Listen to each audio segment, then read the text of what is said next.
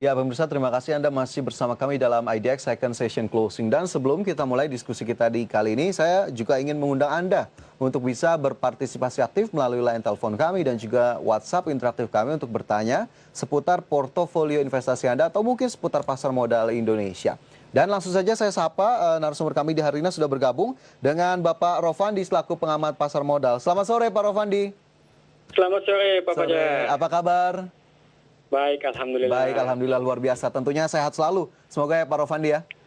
Nah, itu yang penting. Oke, Pak Rofandi, ini terkait dengan market atau IHSG kita di hari ini. Tutup pekan ini begitu ya, melemah 0,15% setelah pada sesi satu tadi sempat menguat. Tapi kita lihat ini sepertinya fluktuasinya cukup jelas begitu di hari ini Pak Rofandi. Apa yang bisa kita analisis lebih lanjut dari perdagangan hari ini? Ya, perdagangan hari ini fluktuatifnya tidak terlalu besar ya, gitu loh kita perhatikan.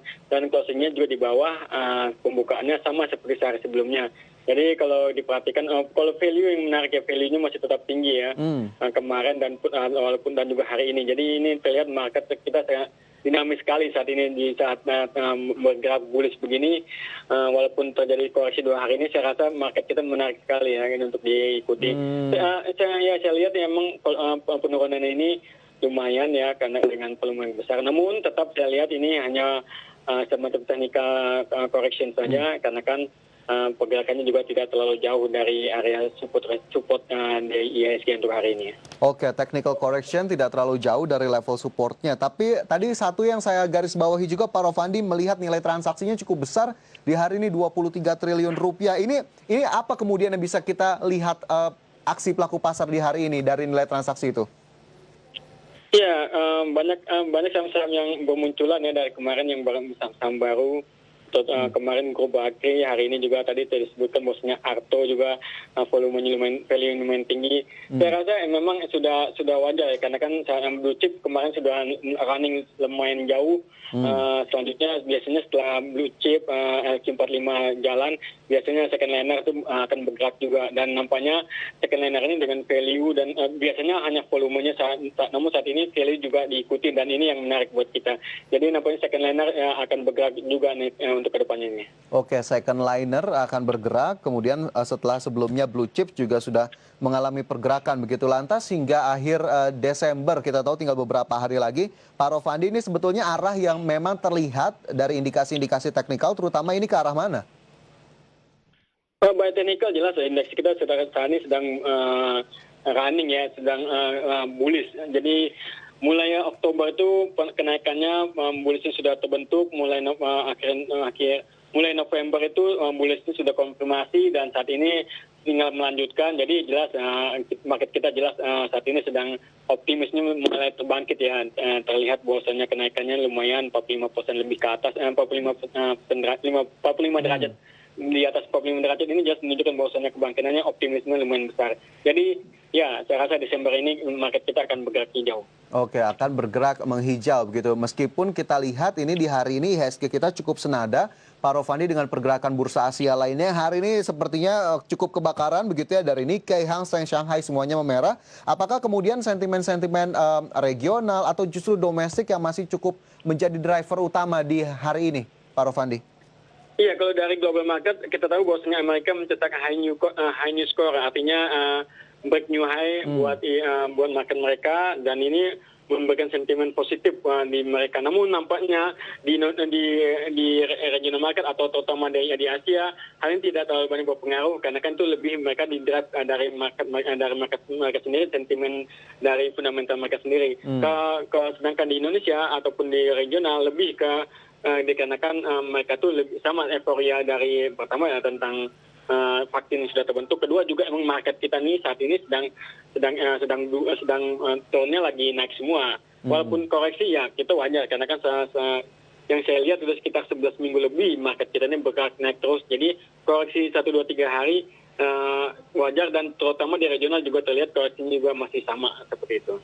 Oke, jadi memang tekanannya di regional masih terasa meskipun dari Wall Street memang ini menghijau begitu ya, break new high. Kita lihat Dow Jones-nya naik, kemudian S&P dan juga Nasdaq juga menghijau. Sementara dari dalam negeri tadi memang kita lihat tentunya masih ada beberapa hal yang diperhatikan. Kemudian jika kita spesifikkan begitu di hari ini ada sejumlah saham yang masuk dalam top gainers dan top losers, tapi top losers Pak Rofandi ini yang menarik cukup banyak saham-saham perbankan yang justru menjadi pelemah utama dari indeks kita di hari ini. Apa yang bisa kita lihat dari sektor perbankan di hari ini? Iya, wajar sih kalau dilihat saham-saham big bank terbesar itu kan seperti BBCA, Bank Mandiri, BBRI. BBRI naiknya lumayan, closingnya di atas open ya. BBNI itu juga ya, naik. Namun yang perlu diberi catatan adalah bahwasanya bank-bank besar ini, terutama 4 big bank ini naiknya sudah lumayan lama, lumayan signifikan volumenya, lumayan value-nya mendrive ISG dan juga terutama LQ45 naik ke atas. Jadi koreksi untuk Bank Mandiri contohnya, ini kita lihat setelah kemarin dia naik lumayan tinggi, bahkan closingnya di highest-nya, wajar kalau hari ini terjadi koreksi. Dan saya rasa koreksinya masih tetap di atas uptrend dia untuk hari ini. Seperti itu juga BBCA. BBCA kan sempat membentuk new highs juga kemarin ini di BBCA-nya. Closingnya di bawah dan hari ini closingnya di bawah hari ini. Walaupun range-nya lumayan besar, BBCA ini masih tetap di area uptrend. Jadi saya rasa memang benar dari bank ini yang mendrive dengan perhitungan bahwasanya naikannya sudah naik lumayan tinggi. Jadi koreksi itu saya rasa di perbankan wajar. Oke, jadi memang ada perimbangan begitu ya, atau ada balancing setelah kemarin juga sudah mencatatkan kenaikan. Tapi ini juga apakah kemudian cukup berpengaruh terhadap data tadi yang kami sampaikan, pemirsa, Bank Indonesia mencatat kredit perbankan per November memang mengalami perlambatan secara tahunan. Ini dua sisinya ternyata cukup berpengaruh. Apakah kemudian sektor perbankan tapi masih bisa dijadikan pilihan atau tidak Pak Rofandi, terutama mungkin jika kita ingin memaksimalkan profit hingga akhir tahun, atau justru ambil saja yang tadi second liner yang sudah disebutkan oleh Pak Rofandi? Iya, untuk perbankan big bank ini yang terutama yang besar-besar ini terlihat kenaikannya sudah lumayan signifikan, sudah lumayan besar, dan kita khawatirkan masih ada pergerakan, masih ada volume dan juga range untuk dia naik, namun tidak sebesar saham-saham yang lain itu. Saham-saham second liner saya rasa mungkin lebih menarik ya. Dan kalau kita perhatikan yang saham second liner yang sedang jadi primadona kan BRIS ini. BRIS ini yang saya lihat malah saya perhatikan, iya dari harga 300 sampai ke 2.300 itu kan jelas ini suatu hal kenaikan yang besar dari saham dia third liner, second liner ini bisa masuk ke blue chip, dan juga saya rasa ini apalagi dengan rencana Erick Thohir akan menggabungkannya dan berjalan mulus, dia termasuk bank besar di Asia sebagai bank syariah, jelas BRIS ini jelas lebih menarik. Walaupun saat ini sudah masuk ke uptrend dan juga sudah melewati resisten kita lihat resisten big bank ini ya, jangka panjangnya. Namun saya rasa untuk saham-saham second liner terutama saham BRIS gitu dari perbankan ini masih menarik ya. Oke, BRIS masih menarik, hari ini naik 7,51%, tidak begitu senada dengan emiten perbankan big caps lainnya begitu ya, di mana BRIS hari ini menghijau. Jadi untuk BRIS saya tanya saja langsung Pak Rofandi, BRIS ada yang bisa direkomendasikan untuk BRIS? Iya, saya rasa untuk BRIS ini untuk minggu ke depan masih ada perjalanan ya, artinya masih ada range dia buat naik.